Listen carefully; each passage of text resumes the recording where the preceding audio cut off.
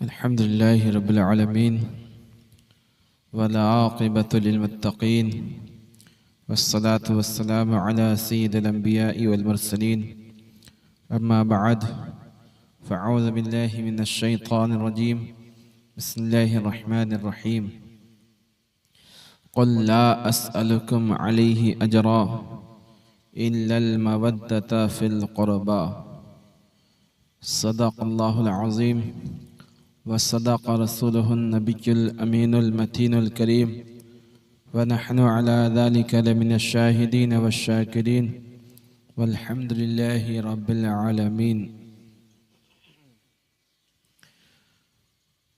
अल्लाह तबारक व तआला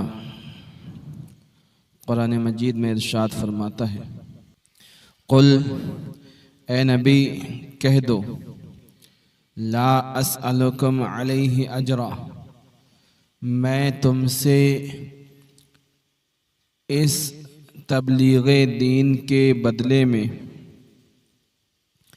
मैं तुमसे इशाअते दीन के बदले में, मैं तुमसे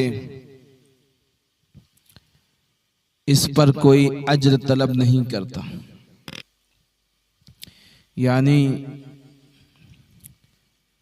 अल्लाह तबारक व तआला फरमा रहा है, नबी इन मुसलमानों से कह दो, इन ईमान वालों से कह दो, ये जो ईमान लेकर आए हैं, जो इस्लाम लेकर आए हैं, ये जो कुरान लिए बैठे हैं, ये जो नमाज लिए बैठे हैं, ये जो तालीमात इस्लाम लिए बैठे हैं, इन मुसलमानों से कह दो कि ला अस्अलुकुम अलैहि अजरा, मैं तुमसे इस पर कोई अजर तलब नहीं करता।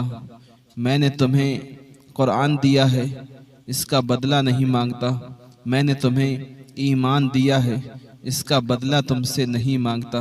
मैंने तुम्हें इस्लाम दिया है, इसकी कीमत तुमसे नहीं मांगता। मैंने तुम्हें नमाज रोज़े का तरीक़ा दिया है, इसका बदला मैं तुमसे नहीं मांगता। मैंने तुम्हें हज के अरकान दिए हैं, इसका बदला मैं तुमसे नहीं मांगता। मैंने तुम्हें दीन और दुनिया की तमाम दौलतें अता की है, लेकिन इसका बदला मैं तुमसे नहीं मांगता। मैंने तुम्हें जो दीन और दुनिया की नेमतें दी हैं, जो मेरा तुम पर एहसान है, उसका बदला मैं तुमसे नहीं मांगता। ला अस्अलुकुम अलैहि अजरा, मैं तुमसे तबलीग इस्लाम के बदले में कोई अज्र नहीं मांगता, मगर एक चीज है जो मैं मांग रहा हूं।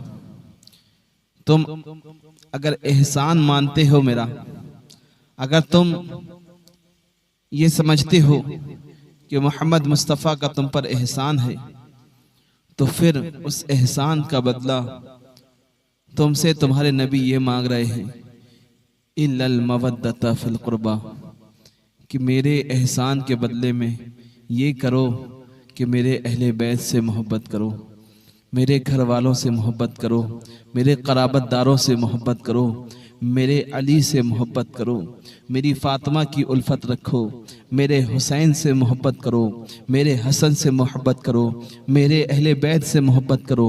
ये मेरे एहसान का बदला होगा, ये मेरी तबलीग इस्लाम की कीमत होगी।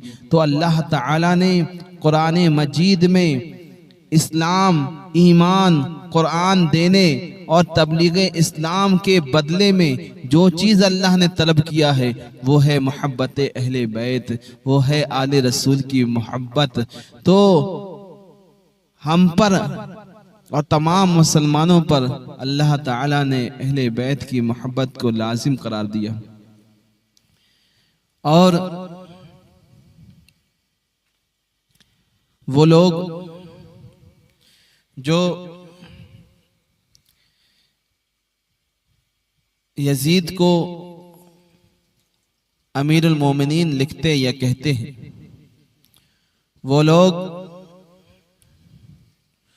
जो यजीद को बरहक का दर्जा देते हुए नजर आते हैं, जो ये कहते हैं यजीद हक पर था, जो यजीद की हिमायत करते हैं, मैं उनसे ये पूछना चाहूंगा कि हमें बताओ, क्या कहीं कुरान मजीद में अल्लाह ताला ने यजीद की मोहब्बत तलब की?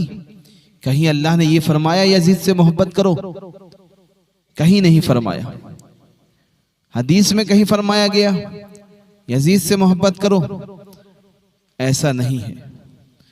तो कुरान में जिसका जिक्र नहीं, हदीस में जिसका जिक्र नहीं, तफसीर में जिसका जिक्र नहीं, तशरीह में जिसका जिक्र नहीं, उलमा की किताबों में जिसका जिक्र नहीं, फुक़हा की किताबों में जिसका जिक्र खैर नहीं, औलिया की किताबों में जिसका जिक्र खैर नहीं, जिस पर औलिया लानत भेजें, जिस पर अख्ताब लानत भेजें, जिस पर अब्दाल लानत भेजें, जिस पर अगवास लानत भेजें, जिस पर अल्लाह के फरिश्ते लानत भेजें, उस खबीस यजीद की हिमायत करते हुए तुम्हें शर्म नहीं आती? अरे होना तो ये चाहिए था, तुम इमाम हुसैन की हिमायत करते, तुम अहले बैत अतहार की हिमायत करते, मगर तुमने तो अपनी रिश्तेदारी निभाई, तुमने तो अपने बाप यजीद से हिमायत का ऐलान कर दिया, और बेटा तो बाप की ही हिमायत करता है। तो वैसे ही कुछ लोग यजीद की हिमायत करते हुए नजर आते हैं, मगर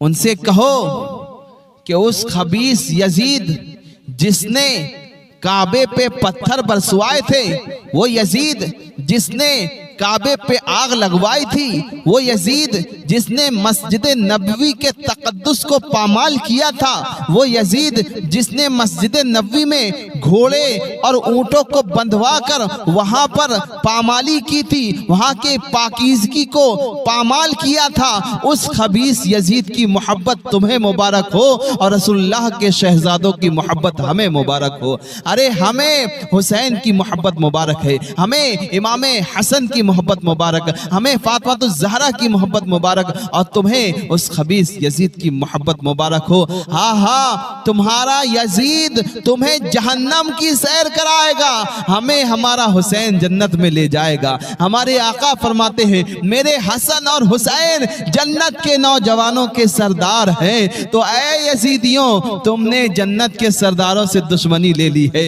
उनसे दुश्मनी लेकर के तुम जन्नत में दाखिल नहीं हो सकते, लिहाजा तुम्हारा ठिकाना तो जहन्नम में हजरत यजीद के साथ होगा। वाक़यात करबला पर कुछ गुफ्तगू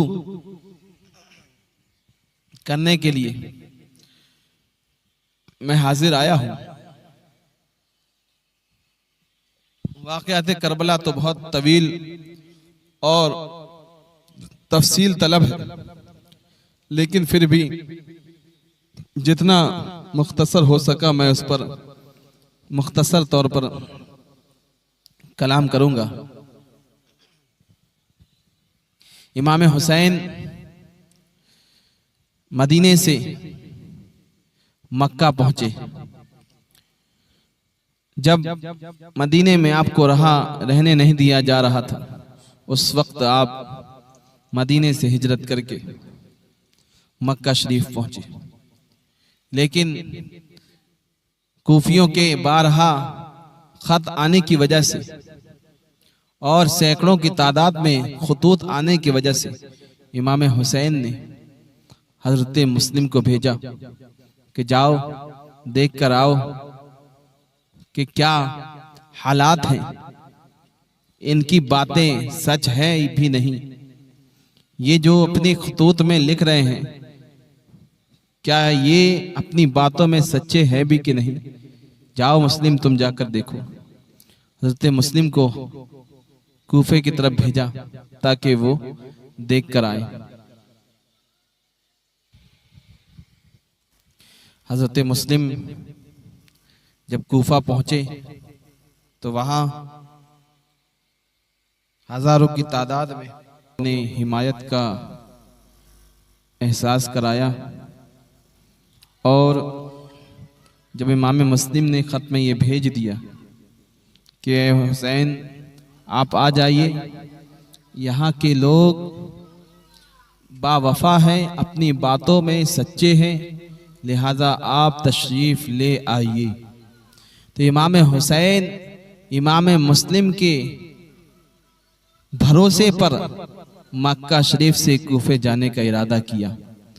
और वहाँ कूफे में इब्ने ज़ियाद का जब लश्कर पहुंचा और उसने जब धमकी दी कि जो भी हुसैन और इमाम मुस्लिम का साथ देगा उसका ख़ानदान कत्ल कर देंगे, उसका ख़ानदान मिटा देंगे, उसके बीवी बच्चों को कत्ल कर देंगे, तो वो लोग जो हज़ारों की तादाद में आए हुए थे, वो लोग जो हज़ारों की तादाद में इमाम मुस्लिम के गिर्द जमा हो गए थे, वो लोग एक धमकी में डर गए। वो लोग जो खतों में लिखा करते थे हुसैन आ जाओ, हम आपके हिमायत करेंगे, हम आपका साथ देंगे, हम यजीद के खिलाफ आपकी पूरी तरह से हिमायत करेंगे, मगर इमाम मुस्लिम का खत जब इमाम हुसैन की तरफ पहुंच गया कि आप आ जाइए, उस वक्त इब्ने ज़ियाद ने जब धमकाया वहां के लोगों को, तो वो लोग जो बुलाए थे खतूत लिख करके, जो बुलाए थे खतों को लिख करके कि आ जाओ हम तुम्हारी हिमायत करेंगे, आ जाओ हुसैन हम तुम्हारी हिमायत और मुआफ़क़त करेंगे, लेकिन इब्ने ज़ियाद की एक धमकी पर, तो इमाम मुस्लिम के साथ जो लोग हिमायत का दावा कर रहे थे वो हज़ारों की तादाद में लोग थे, उन लोगों ने इब्ने ज़ियाद की एक धमकी पर बेवफाई का इजहार कर दिया। और हज़रत मुस्लिम जब नमाज ज़ोहर के लिए खड़े हुए, जब नमाज पढ़ने लगे, तो आपके पीछे हज़ारों की तादाद में लोग जमा थे नमाज पढ़ने वाले। और जैसे ही इमाम मुस्लिम ने चौथी रकात में जब सलाम फेरा, तो इस तरफ मस्जिद में कोई दिखाई न दिया, दूसरी तरफ सलाम फेरा तो इस तरफ मस्जिद में कोई दिखाई न दिया, पीछे देखा तो पूरी मस्जिद वीरान थी, पूरी मस्जिद खाली थी, एक भी आदमी बचा नहीं था, सिर्फ एक बूढ़ा आदमी रह गया था, बाकी सब के सब चले गए थे, पूरी मस्जिद वीरान हो गई थी, सबके सब गायब हो गए थे।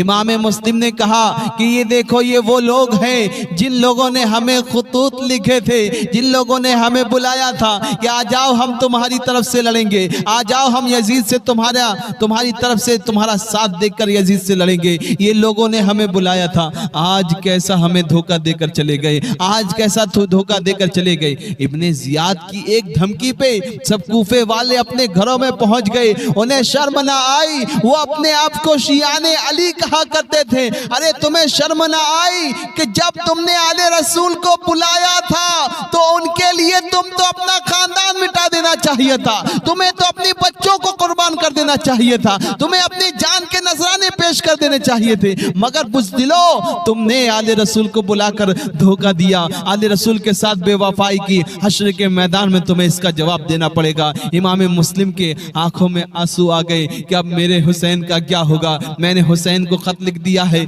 मेरे हुसैन के साथ क्या किया जाएगा, अब हुसैन आएंगे तो उनके साथ क्या सुलूक होगा। इमाम मुस्लिम का दिल इस बात से बैठा जा रहा था और वहां इमाम हुसैन मक्का से तैयारी कर रहे थे, चलो हम कूफा चलेंगे, कूफे में जाकर बैत का ऐलान करेंगे और यजीद की मुखालफत का ऐलान करेंगे। लिहाजा इमाम हुसैन मक्के से चले, हज़रत अब्बास आ गए, हज़रत अब्दुल्ला बिन ज़ुबैर आ गए, हज़रत अब्दुल्ला बिन उमर आ गए, तमाम सहाबा कराम आ गए। ए हुसैन कूफा जा रहे हो? हाँ कूफा जा रहे हैं। हुसैन कूफा मत जाओ, कूफा वालों ने दगाबाजी की है, तुम्हारे बाप अली के साथ इन लोगों ने दगाबाजी की थी, तुम्हारे भाई हसन के साथ इन लोगों ने बेवफाई की थी। ए हुसैन आप ना जाइए, ये लोग भी आपके साथ वफा नहीं करेंगे, ये लोग बेवफा है, ये बेवफाई कर देंगे। ए हुसैन आप ना जाओ। अब्दुल्ला बिन ज़ुबैर ने रोका, इमाम हुसैन नहीं रुके। हज़रत अब्दुल्ला बिन अब्बास ने रोका, हज़रत इमाम हुसैन न रुके। तमाम सहाबा इकराम रोक रहे थे मगर हुसैन रुक नहीं रहे थे। हज़रत अब्दुल्ला बिन अब्बास ने कहा, ए हुसैन हमें डर है कि अगर आप चले जाओगे तो वो कूफे में वो लोग आपके साथ वैसा ही सुलूक करेंगे और आपको वैसे ही शहीद कर देंगे जैसे उस्मान उस्मान गनी को शहीद किया गया। हमें ये खदशा है, हमें ये अंदेशा है कि आपके साथ वो सलूक न किया जाए जो हजरत उस्मान गनी के साथ किया गया था। इमाम हुसैन को रोकने के लिए बेशुमार लोग जमा हो गए थे, मगर हुसैन है कि रोकने को तैयार नहीं है। हुसैन है कि जाने की बात कर रहे हैं। किसी ने कहा, हुसैन इतने बड़े बड़े सहाबा कराम आए हुए हैं, आप इनकी बात को मान क्यों नहीं रहे हैं, आप इनके मशवरे को मान क्यों नहीं रहे हैं? तो इमाम हुसैन ने फरमाया, ऐ लोगों, बात दरअसल ये है कि कल रात मेरे नाना आका अलैहिस्सलाम मेरे ख्वाब में आए थे और मुझे हुक्म दिया था, लिहाजा मैं अपने आका के हुक्म को पूरा करूंगा। लोगों ने कहा, ऐ इमाम हुसैन, ऐ हुसैन, आपको भला क्या हुजूर सल्लल्लाहु अलैहि वसल्लम ने हुक्म दिया था? ख्वाब में आका ने क्या तुम्हें हुक्म दिया है? तो हुसैन फरमाते हैं, लोगों ये एक राज है, ये राज मैं लोगों को बता नहीं सकता, ये राज तुम्हें बता नहीं सकता, ये राज मेरे साथ मेरी कब्र में जाएगा। लिहाजा इमाम हुसैन ने उनकी एक ना सुनी और इमाम हुसैन ने रख्ते सफर बांधा और आप चल दिए कूफे की तरफ। और एक तवील सफर करते हुए जब आप कूफे के करीब करबो बला में एक जगह ठहरे, कयाम फरमाया, तो वहां पर यजीदी लश्करियों ने, यजीद के फौजियों ने आकर के चारों तरफ से घेर लिया। 22,000 का लश्कर इमाम हुसैन को आकर घेर लिए। और जैसा कि अब्दुल्ला बिन अब्बास ने कहा था कि मुझे अंदेशा है कि वैसा ही न करें, जैसा उस्मान गनी के साथ किया गया था वैसा ना हो आपके साथ, और वैसा ही हो गया। इमाम हुसैन को 7 तारीख से जो पानी और खाना बंद किया गया था, 3 दिन भूखा प्यासा रखा गया, 3 दिन तक का आपको और आपके आल औलाद को तड़पाया गया। पानी के बगैर एक जंगल में रोका गया था, एक बयाबान में रोका गया था, एक दश्त में रोका गया था, जहां दूर दूर तक का लोग दिखाई ना दे रहे थे। चारों तरफ जहां निगाह उठती थी यजीदी दिखाई देते थे, जहां निगाह उठती थी यजीदी दिखाई देते थे। और ये तारीख का अजीबो गरीब हाल नजर आया कि इमाम हुसैन के सामने जिन लोगों ने तलवार उठाई रखी थी वो लोग थे जो हुजूर सल्लल्लाहु अलैहि वसल्लम के सहाबा के बेटे थे। अब्दुल्ला इब्ने साद आया हुआ था।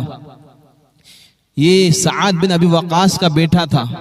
अब्दुल्ला इब्ने साद लश्कर लेकर आया इब्ने ज़ियाद की तरफ से, और वो आकर के इमाम हुसैन की तरफ उसने तीर फेंका था और तीर फेंक कर कहा था, ए लोगों गवाह रहना, पहला तीर मेरा इमाम हुसैन की तरफ गया है, तुम गवाह रहना, मेरा तीर इमाम हुसैन की तरफ गया है।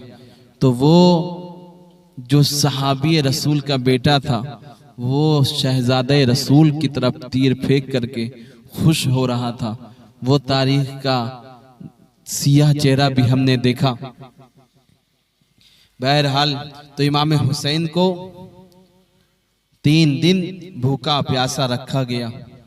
उसके बाद जब शबे आशुरा आई, जब 9वीं मुहर्रम की रात, 10वीं मुहर्रम की रात, 9 तारीख को मगरिब के बाद जो कि 10वीं मुहर्रम की रात थी, शबे आशुरा में इमाम हुसैन को जब देखा गया था तो इमाम हुसैन के बाल मुबारक आपके सियाह थे, आपकी दाढ़ी मुबारक आपकी सियाह और काली थी, लेकिन जब 10 मुहर्रम की सुबह हुई थी तो इमाम हुसैन के दाढ़ी के बाल सफ़ेद हो चुके थे। हज़रत इमाम हुसैन के बाल मुबारक सफ़ेद हो चुके थे।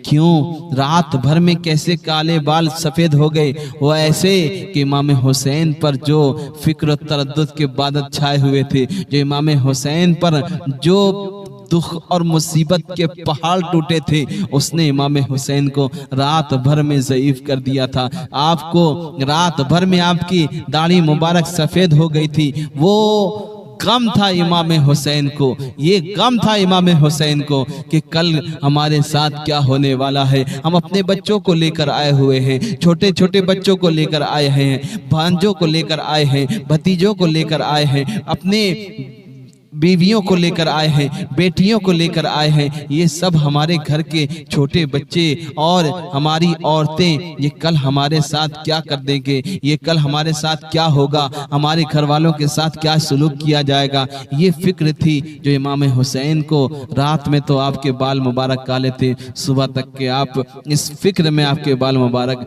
सफेद हो गए थे।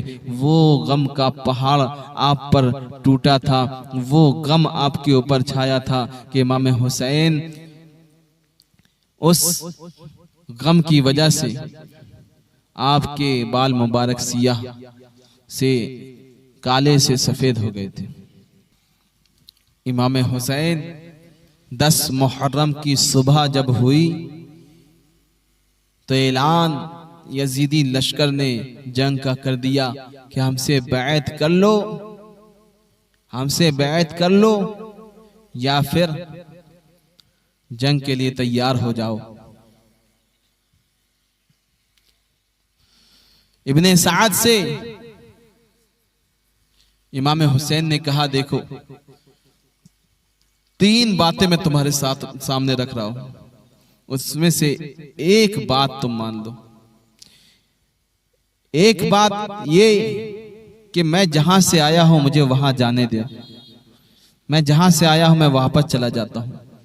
दूसरा ये कि अगर ऐसा नहीं करो तो फिर तुम मुझे यजीद के पास लेकर चलो, मैं वहां जाकर उससे बात करूंगा।